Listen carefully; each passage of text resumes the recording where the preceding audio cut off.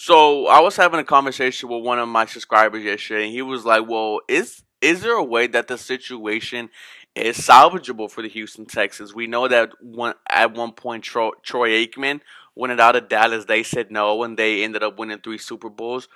He brought up the fact that Kobe was also done with with the Lakers, telling Stephen A. Smith that the situation was not salvageable, and it really got me thinking, what can the Houston Texans do to bring back Deshaun Watson? We're going to discuss it next. Let's get the intro. Now, here is something that you're going to have to do a lot of the things that you don't want to do, but you have to do them to please Deshaun Watson. And you start with, you got to bring back Will Fuller. We know Deshaun Watson and Will Fuller are boys. We know that in the trade deadline, Deshaun Watson said if they were going to trade Will Fuller, there would have been hell to pay. I think you definitely bring him back on a cheap deal. I think he has to come back, in order to make Deshaun Watson happy, and also it's going to make the offense better. When Will Fuller is on the field, he is dynamic. He is a home run hitter. I'm pretty sure that if he's there and he doesn't get popped for PEDs, then the Houston Texans might have gone on a run. And that's just one of the things you have to do to keep Deshaun happy. I think if you bring in Will Fuller, that's step one. Step two, I think you got to bring in another offensive minded player. I think you got to go and target a tight end who can stretch the field, who can make big time plays. I think you got to bring in Zach Ertz. And I love Jordan Akins. I love Kahale Waring. But Zach Ertz is on another level. Zach Ertz did have a down year last year with the Philadelphia Eagles, and that's mainly because they had horrible quarterback play and didn't know how to use them right. Deshaun Watson has showed that he loves throwing the tight ends. Give him another weapon and Zach Ertz. Zach Ertz can easily put up 800, 900, maybe 1,000 yards. He is a dynamic tight end. He was one of the reasons why they won the Super Bowl. Zach Ertz is someone who could come into the Houston Texans locker room, take command of that tight end room. If you want Kyle Waring to learn from Zach Ertz, you definitely can. But I love the idea of bringing in back Will Fuller, bringing in Zach Ertz, because now your offense is loaded. Now your offense has weapons. Zach Ertz can run the route tree. He is a mismatch for safeties. He is another weapon. And hey, Deshaun Watson, we're giving you weapons.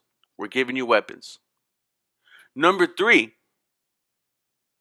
in the draft, you got to take Javonte Williams. Javonte Williams, the running back from UNC, who is, I believe, going to be the next Alvin Kamara, who is an absolute baller.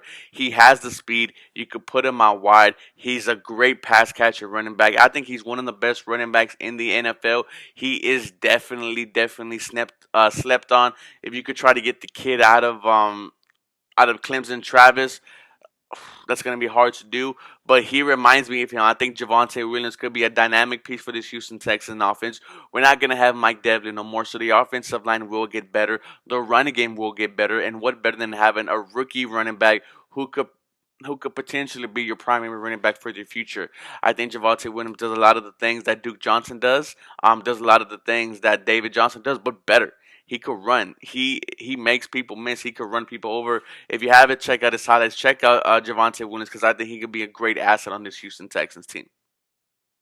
That's number three. Number four is you got to get a great offensive line coach.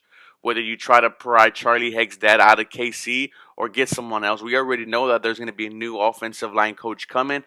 David Culley said that Mike Devlin will not be back. I love that. I love that because Mike Devlin was not good. He was learning from Laremy Tunsil, not really putting in his game plan. Bring in a great offensive line coach, and this offense gets better. We know problems that were they were running the ball. They couldn't run the ball to save their lives, and that was mainly not only due to David Johnson just sucking, but due to the offensive line not doing a great job.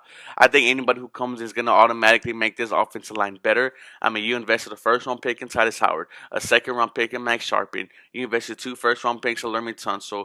Who knows what's going to happen in the center and right guard position, but that's going to have to be fixed. Now, four of those issues are going to have to be on the offensive side of the ball. Why? Because, as much as as much as we know the defense was a problem, there were some games that the offense just couldn't hold it. And on the defensive side of the ball, I think free agency you spend it on defense. I, whether it's Matt Judon, Bud Dupree, William Jackson, Try to build this defense through free agency. You're gonna have money without Watt. You're gonna have money if Whitney Merciless retires. You're gonna have money when you cut Nick Martin. You got to do all these things to get Deshaun Watson happy. Can the Houston Texans do it? It remains to be seen. But let me know, boys, what you guys think about this plan to keep Deshaun happy. As always, guys, go Texans. You guys have a blessed day.